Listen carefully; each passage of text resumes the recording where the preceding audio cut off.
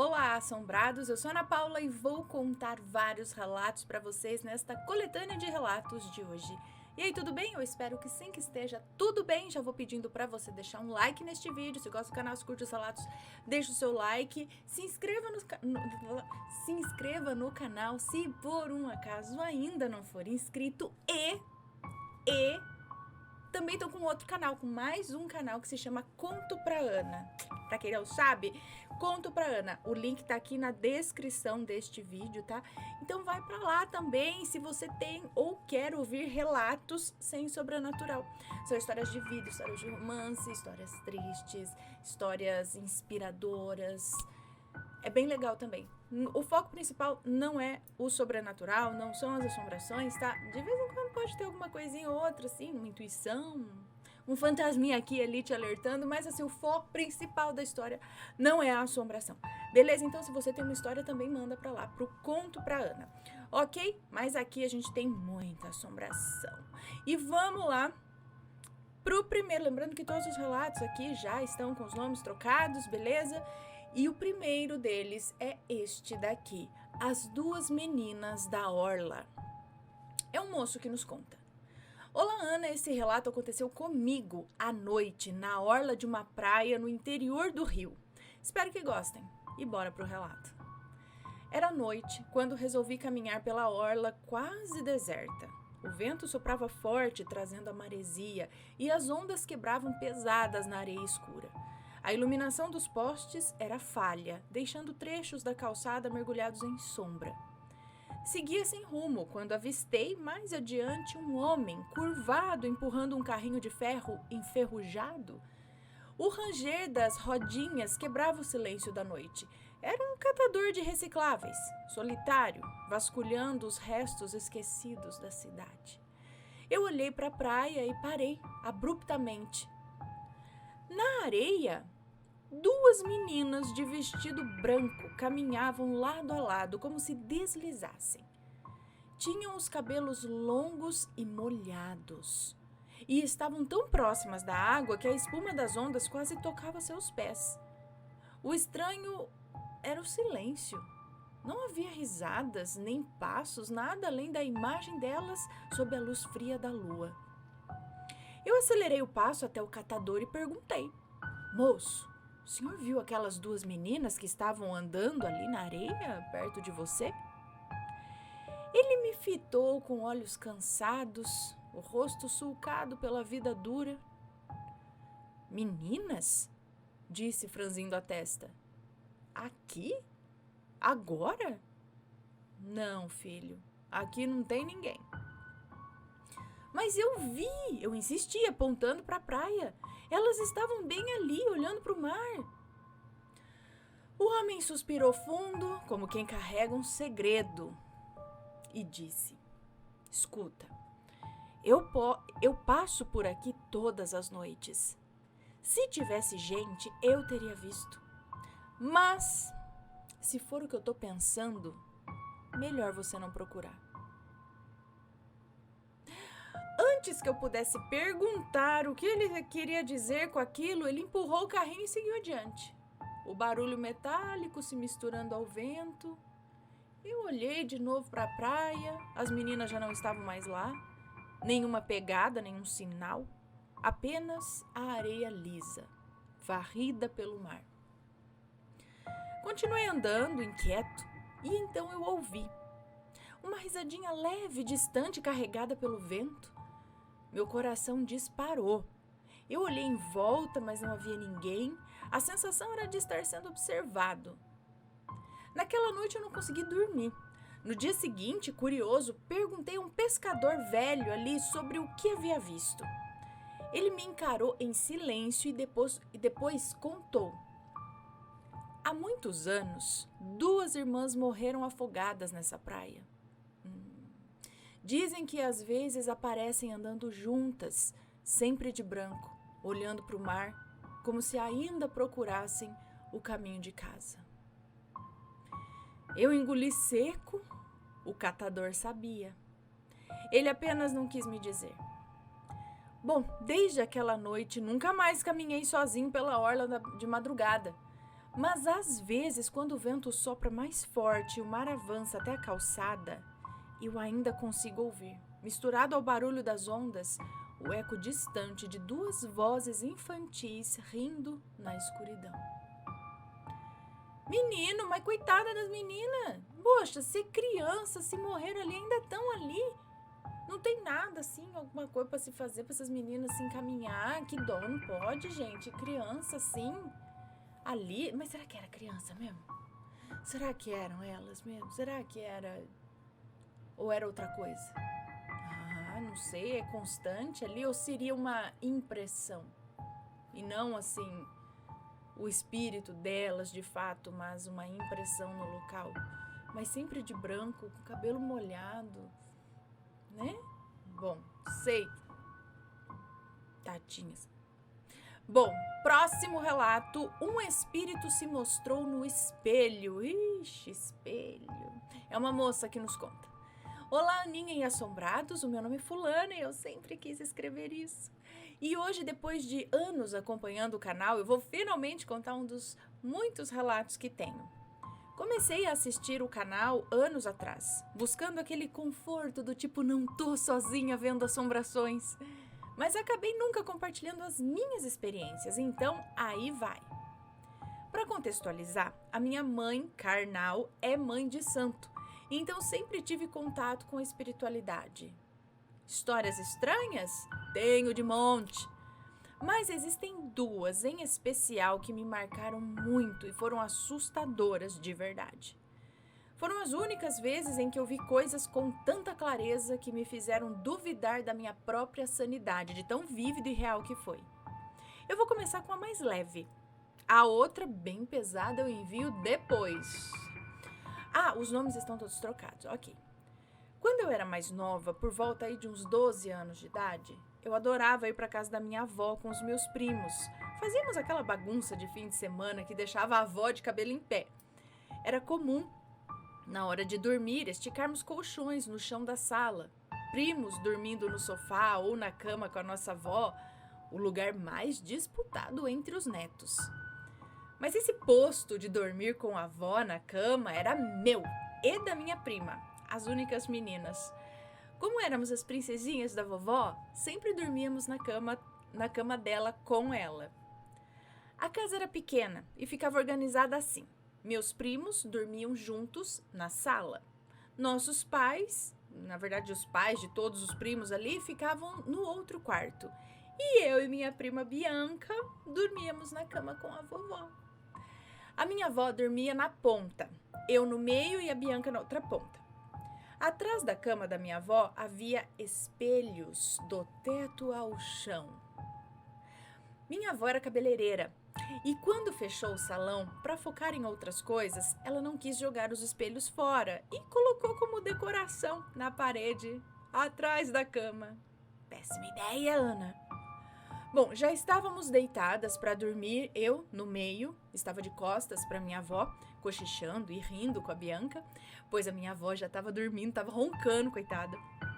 Eu e a Bianca tentávamos dormir, mas estávamos naquela típica crise de riso de criança que não dorme por nada.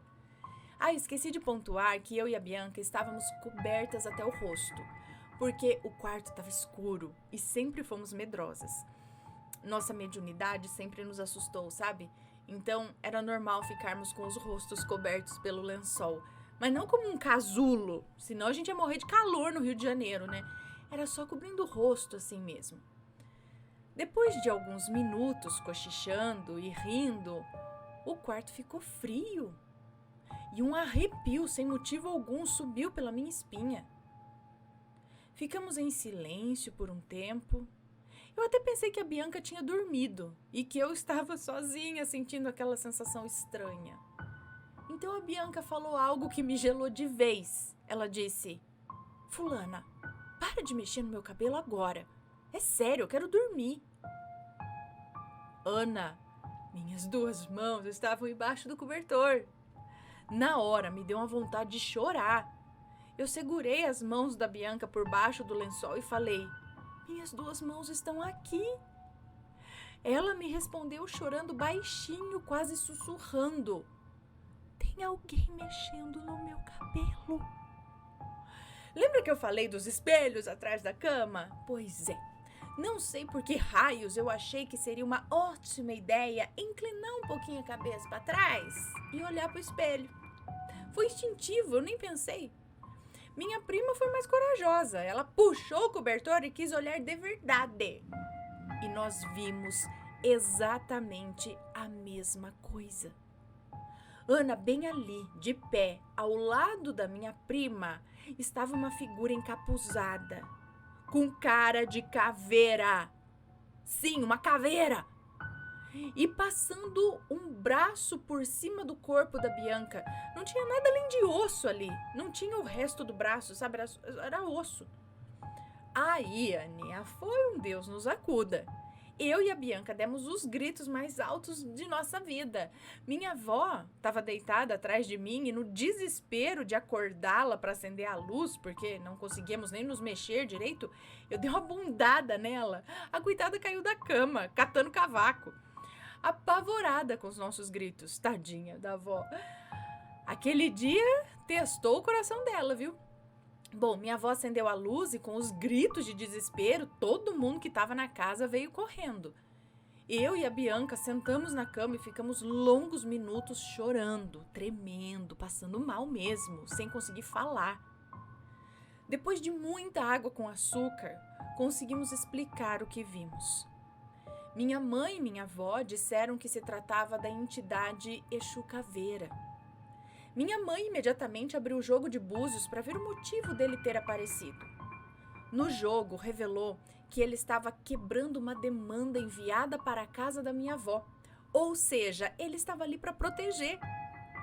Bianca ficou até meio brava e falou ali na sala enquanto a minha mãe jogava os búzios. Ah, me desculpa, seu Exu Caveira, mas o que eu tenho a ver com isso? Não precisava mexer no meu cabelo, né? E eu completei. Olha, muito obrigada pela proteção, mas nunca mais apareça pra gente, por favor.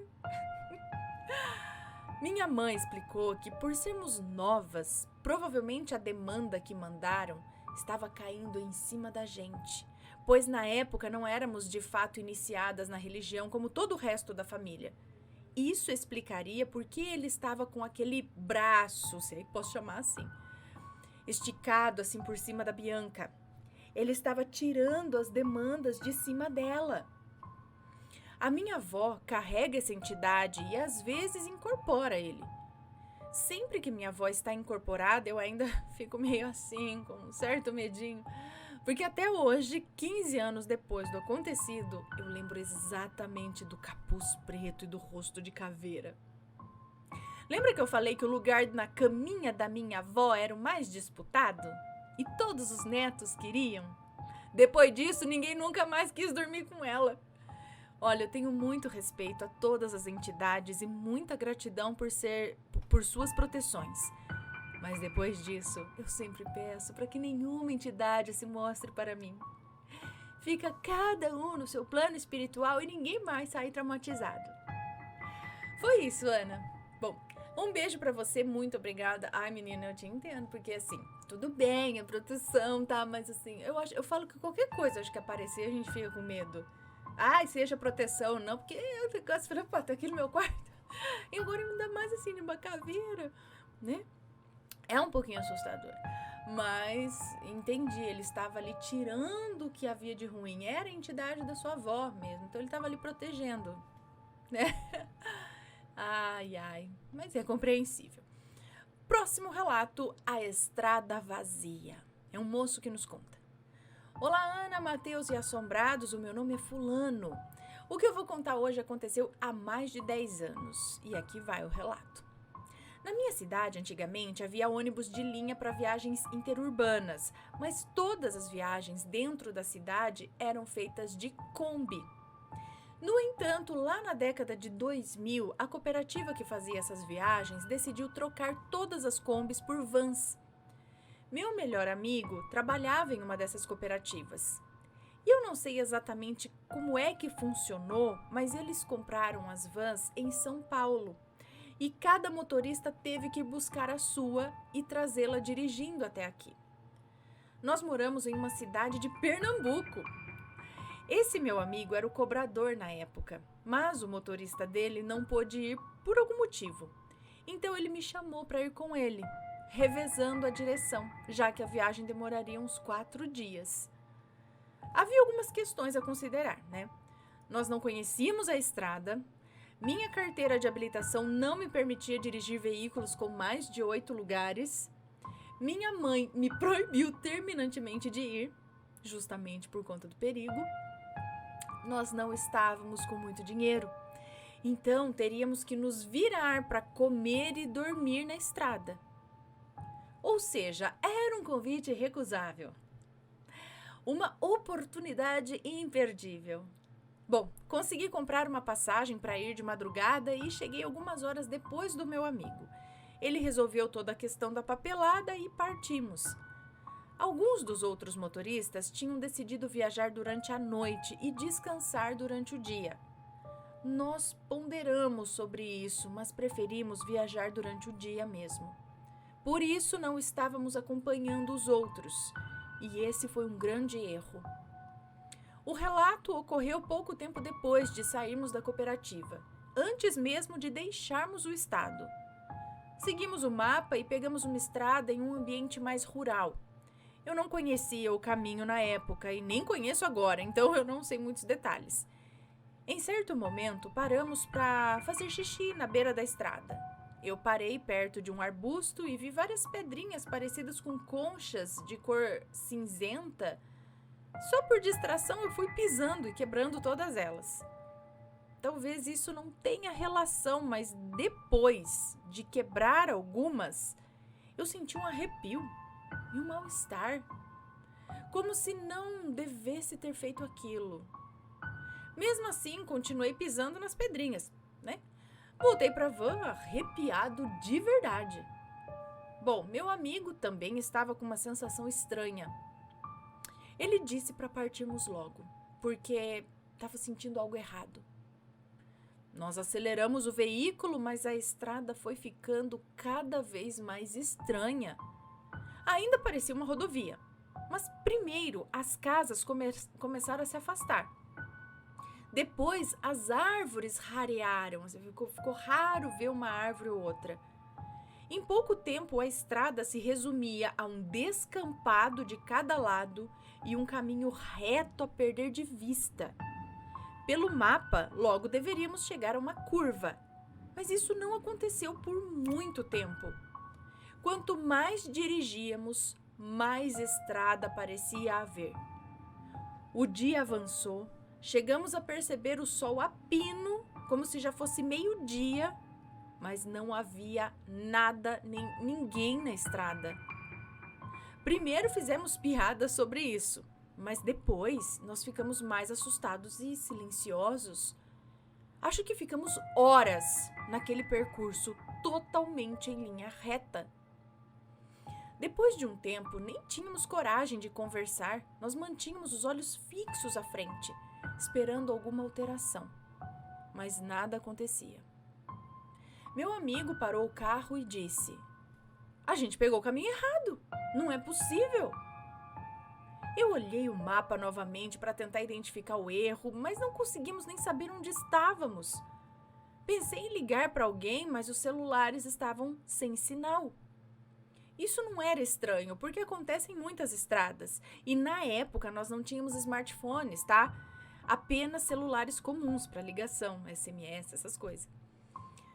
Além disso, meu plano não permitia ligações para outros estados. Eu pensei até em ligar para a emergência primeiro, né? Sem sair da van, decidimos continuar em frente e esperar encontrar alguma coisa. Eu peguei o volante e seguimos, sempre em linha reta. Meu amigo começou a recitar o seu repertório de palavrões e ficou agressivo comigo. Felizmente, algum tempo depois, começaram a aparecer alguns arbustos, depois árvores e, enfim, casas, e finalmente encontramos um posto de gasolina. Paramos para comer, já estávamos morrendo de fome, e começamos a falar sem parar sobre tudo o que havia acontecido, as sensações e tudo mais. Mas nem havia muito o que comentar. Foram horas em um caminho sempre igual, com aquela sensação de medo de algo invisível. Depois disso, conseguimos seguir o caminho certo do mapa sem maiores problemas. Embora o medo tenha sido constante até chegarmos a uma estrada conhecida em Pernambuco, já conversamos sobre isso com vários outros motoristas e, em geral, eles acreditam, embora não afirmem ter passado por nada parecido. Embora haja teorias também, eu não consigo uma explicação concreta. Bom, é isso, Ana.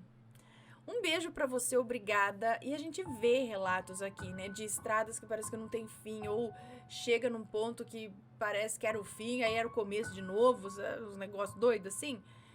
A gente já viu relatos assim. O que me parece é que vocês entraram numa dimensão paralela, não é?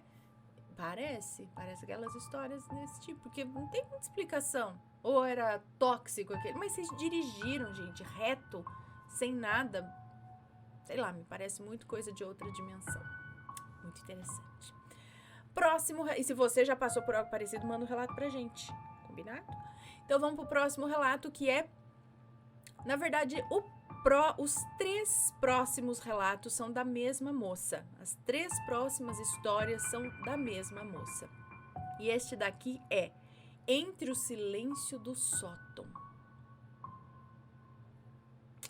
Oi, Ana e Assombrados, o meu nome é Fulana, mas aqui vocês podem me chamar de Fulana. Já enviei uma história para vocês há bastante tempo com o título Ao Cair da Noite, além de outro cujo nome acabei até esquecendo. Na época eu fiquei imensamente feliz com a leitura no canal. Admiro muito seu trabalho, Ana, e a forma como você interpreta cada experiência.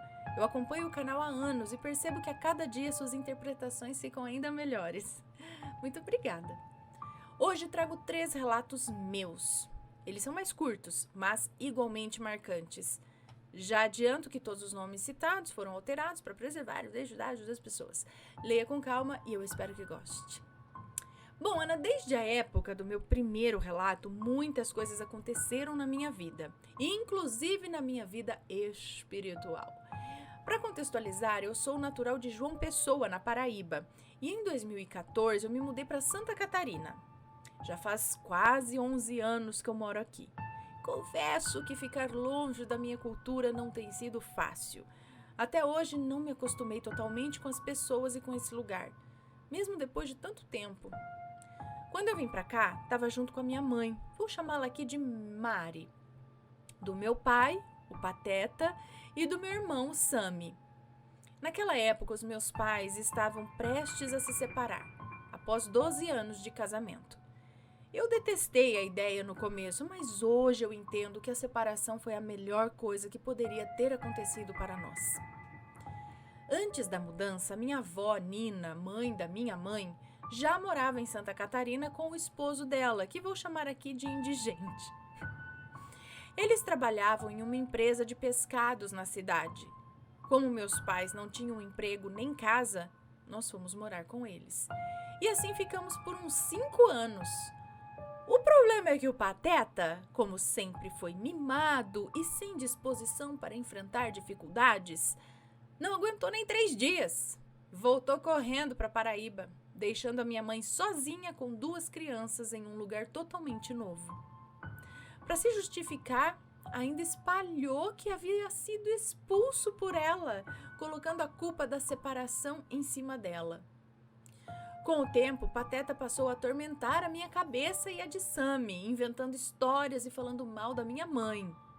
Além disso, nunca cumpriu de verdade o seu papel como pai.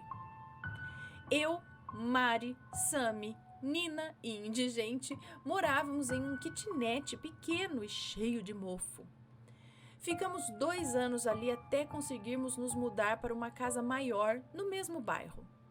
A nova casa era espaçosa, sala grande, cozinha, 2 banheiros, 4 quartos, garagem ampla, churrasqueira, quintal e jardim. Um sonho comparado ao kitnet. Mas a convivência com a minha avó era difícil. Nina era ex-alcoólatra, extremamente rígida, religiosa e depressiva. Brigávamos o tempo todo. E eu nem sempre entendi o motivo.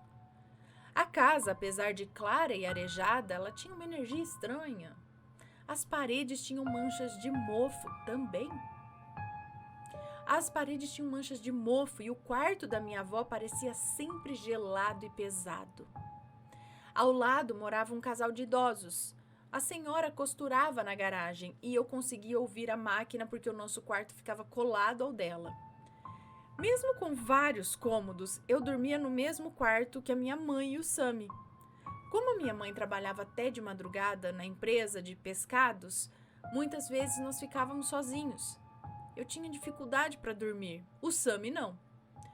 Numa madrugada eu ouvi um barulho vindo do sótão, bem acima do nosso quarto. Era um som seco, como se algo pesado batesse e depois rolasse pela madeira. O estranho era o ritmo. Parava por minutos, depois voltava de repente, como se algo brincasse com o silêncio. Não parecia alguém andando, mas sim algo infiltrado, escondido lá em cima. E aquilo gelou meu coração. O problema é que era impossível. O sótão ficava muito alto, sem acesso fácil. Ninguém conseguiria subir sem uma escada. Mas o barulho voltava noite após noite. Sempre quando estávamos sozinhos. Primeiro pensei que era imaginação, até que numa noite o meu irmão também ouviu e ficou pálido. Foi aí que eu percebi. Não era coisa da minha cabeça. Eu contei tudo para minha avó e ela apenas disse que era medo de dormir sem a minha mãe. Ou talvez barulho da vizinha costurando de madrugada. Mas eu sabia que não era. O som era totalmente diferente. E de repente tudo parou. Doneida! Até hoje eu não sei o que era. Espíritos brincando conosco? Algo que só aparecia quando ficávamos sozinhos? Às vezes eu me pergunto se aquilo realmente acabou ou se apenas espera o momento certo para voltar. Bom, aqui pelo que você me diz da sua avó, né, de ter esses problemas, ela é muito rígida, exalcoólatra, depressiva. Na outra casa já tinha mofo, nessa também. Dizem que você tem que prestar atenção que, de repente, locais com mofo é local onde tem assombração, digamos assim. Se isso também não é algo que a sua própria avó atraiu por conta dessa vibração, né? Você falou que o quarto dela tinha uma energia estranha e não sei o quê, né? Então, de repente, ela, com a vibração baixa, talvez está atraindo coisas que ficam por ali, ou da própria mente dela, ou da de vocês, se vocês não estavam bem, a sua, né? Porque só acontecia quando vocês estavam sozinhos. Então, não sei, né? Difícil afirmar aqui, mas pode ter relação, de repente, com a sua avó. Próximo relato. A sombra à beira da cama. Ixi, mais uma! Ana, eu vou contar algo... É a mesma moça, tá? Vou contar algo que vivi de forma resumida aqui, mas que até hoje me deixa com uma sensação estranha. No meu primeiro relato, eu falei sobre uma experiência de paralisia do sono em que quase consegui sair do corpo. Depois disso, e também de uma vez em que quase me projetei na faculdade, mas depois disso nunca mais consegui repetir o fenômeno, apesar de várias tentativas. Com o tempo, a minha espiritualidade se intensificou. Eu sou da Umbanda e da Quimbanda, na vertente Mussurumim, é isso? Desde que entrei nessa casa, minhas manifestações espirituais ficaram mais afloradas. Uma noite, enquanto tentava dormir, eu senti aquela vibração familiar.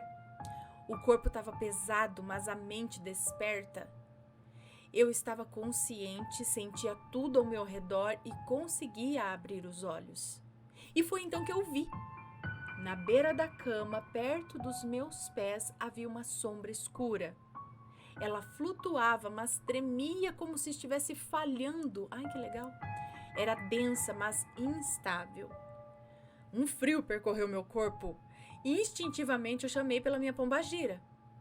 Num piscar de olhos tudo sumiu.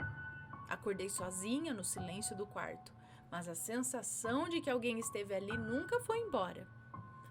Nossa, então será que essa vibração significa que você estava meio que fora ou saindo do corpo? Você já estava assim acordada, só que do lado de lá, né? no astral, e aí você viu essa coisa que talvez também começando a se formar ali, só que no medo você chamou a proteção, e aí você voltou total pro lado de cá físico e passou. Pode ser. Próximo relato da mesma moça é este. A mãe, que não era minha mãe. Esse é até hoje o mais assustador para mim. Eu era criança e morava na Paraíba.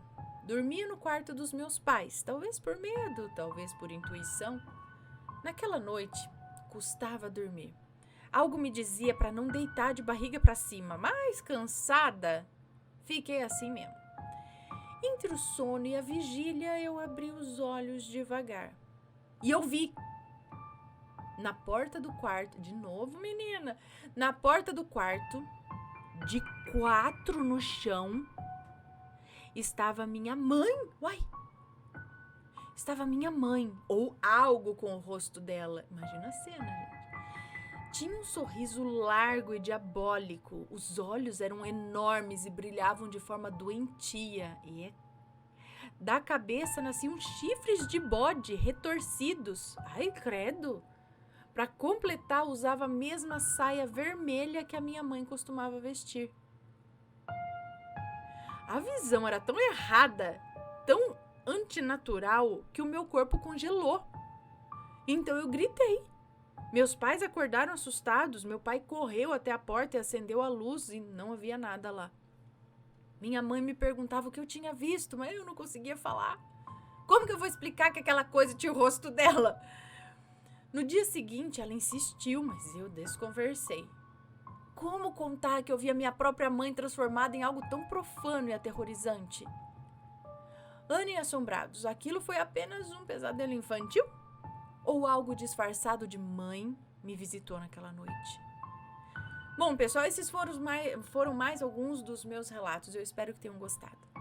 Um beijo pra você, muito obrigada. Eu acho que era algo que estava querendo te atormentar e te assustar, e pra zombar usou a imagem de algo que pra você é sagrado, que é a tua mãe, né? Algo que você gosta muito, tipo o lance da freira lá, né? O demônio usa a imagem de uma freira pra profanar ali a religião, né? das pessoas, de repente. Então ele se mostrou daquele jeito, todo errado, como se fosse sua mãe. Vá caçar coquinho, vá se transformar no, né? Você pega uma pessoa que já tá sem paciência com tudo na vida, que já tá ali, ó, nem assombração, acho que a gente já tá topando mais, você já perde a paciência com a assombração já. Me poupe. Não é? Não sei. Mas não, né? Mas foi assustador, pelo amor de Deus. Você vê um negócio de 4 no chão, com a cara da tua mãe, com um chifre de bode, com os olhos regalados, assim, aquele sorriso, aquilo, sei lá, no mínimo ameaçando vir pra cima de você. Ah, menina, acho que eu não fico nem acordada. Eu já ia desmaiar na hora também.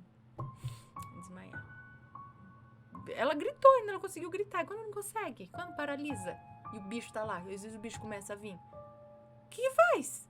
Cospe na cara do bicho? Você não tá parado, não sei. Pedir pra Deus, né? Às vezes até em pensamento que você não consegue nem rezar. Aí você começa só, sei lá, socorro, Deus. Pra aquilo lá sumir. Credo, meu Deus do céu. Mas eu acho que era um zombeteiro. Próximo e último relato de hoje é este daqui. O aviso sombrio. É uma moça que nos conta. Oi, Ana, me chamo fulana, mas sei que você vai me chamar de fulana. Hoje eu vou compartilhar uma visão premonitória que eu tive quando tinha apenas 6 anos de idade. Acredito que foi a primeira de muitas. E já adianto, os nomes estão trocados, ok? Bom, meus pais têm 3 filhos. Meus pais têm 3 filhos e eu sou a do meio. Naquela época, meu pai trabalhava no 3º turno e chegava em casa sempre por volta das 6 horas da manhã. E enquanto ele não chegava, eu dormia com a minha mãe na cama. Eu também fazia isso. Nesse período, a minha tia Iracema, irmã da minha mãe, estava grávida. Estava quase na hora do bebê nascer, um menino. Meus pais, inclusive, seriam os padrinhos. Minha tia e o marido, Lineu, moravam em uma casa no mesmo terreno dos patrões.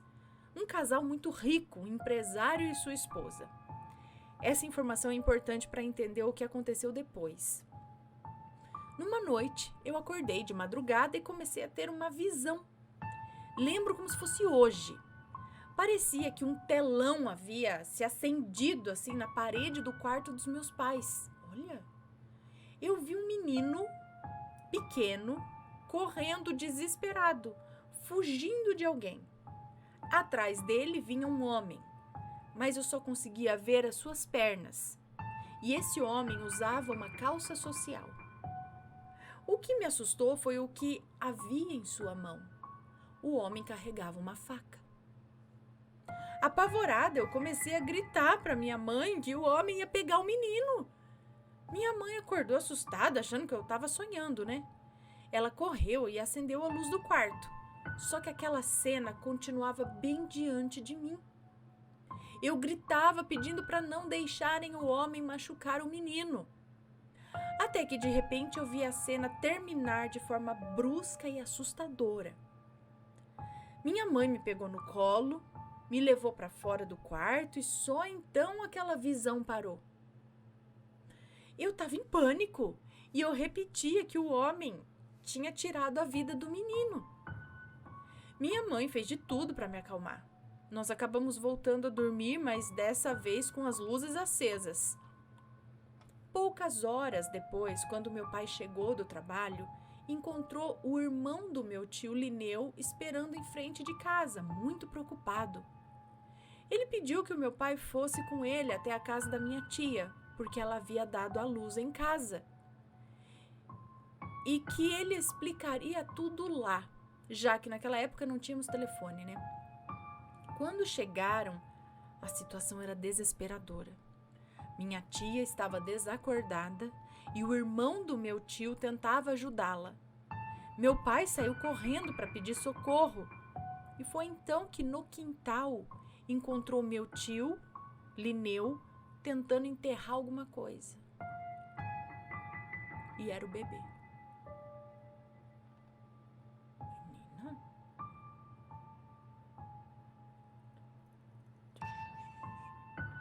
Meu pai, chocado, questionou o que estava acontecendo. Meu tio apenas disse que a criança tinha nascido sem vida. Mesmo assim, o meu pai conseguiu impedir que ele prosseguisse e exigiu que chamasse uma ambulância. Como assim? Simplesmente, não estamos no século XVIII? Minha tia foi levada então ao hospital em estado muito grave, mas felizmente os médicos conseguiram salvá-la. Quando voltou a si, ela estava em choque e dizia que não se lembrava de nada do que tinha acontecido. E então veio a parte mais intrigante. Os médicos constataram que havia um ferimento na cabeça do bebê. Meu tio insistia que havia encontrado tudo daquela forma, já pronto, e não sabia explicar isso. Os patrões que moravam no mesmo terreno alegaram que não ouviram nada e nem viram nada. Como a criança havia falecido, foi necessário que alguém da família fosse ao IML. Minha mãe e minha tia Anastácia foram. E quando viram o bebê, foi um choque para elas. Imediatamente perceberam a semelhança com o patrão. Meu Deus! Desde então, muitas dúvidas ficaram no ar. Alguns acreditam que o meu tio Lineu tenha perdido o controle ao perceber a possibilidade do bebê não ser o seu filho. Outros acreditam que o próprio patrão possa ter se envolvido e tentado esconder algo. Na minha visão, o homem que eu vi usava calça social, exatamente como o patrão sempre se vestia, de social. E a cena do bebê correspondia ao que os médicos depois confirmaram: o ferimento na cabeça. ele tinha apenas 6 anos. Eu tinha apenas 6 anos nessa época. Mas eu lembro de tudo com muita clareza, uma clareza impressionante até hoje. Eu agradeço por ler até aqui. Amo o canal e vou ficar muito feliz em ver o meu relato sendo contado por você. Um beijo pra você, muito obrigada. Menina! Certeza, esse sonho foi um aviso do que estava acontecendo. Mas assim, criança recém-nascida é muito difícil ter uma semelhança assim, então, não sei, assim, né? Meio que criança nasce meio genérica, né? Sei lá. E aí, depois que vai pegando, dá pra ver um traço ou outro. O que a gente pode pensar? Que, de repente, o tio Linneu aí tenha até, não sei como ele era, o que, dado uma alucinada aí ao achar que era, ou já saber alguma coisa que ninguém mais sabia, né? E também o patrão. Como no sonho dela apareceu a calça social que foi o causador disso tudo.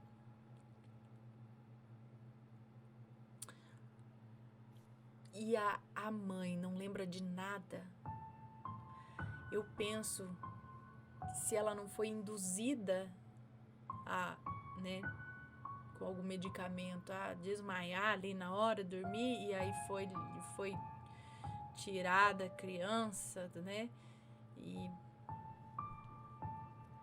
como no sonho dela. Não sei. Mas tem coisa errada aí. Tem coisa errada e o sonho contou. Bom, o que vocês acham? Deixem nos comentários com respeito, por favor. Então, se for comentar, que seja sempre com respeito. E se você tem uma história, envie o seu relato pra gente. E se não tiver assombração, envia lá pro Conto pra Ana. Beleza? Combinado? Então é isso, pessoal. Esses foram os relatos de hoje. Espero que tenham gostado. Um grande beijo pra vocês. E a gente se vê num próximo relato. Beijos e fui. Tchau, tchau.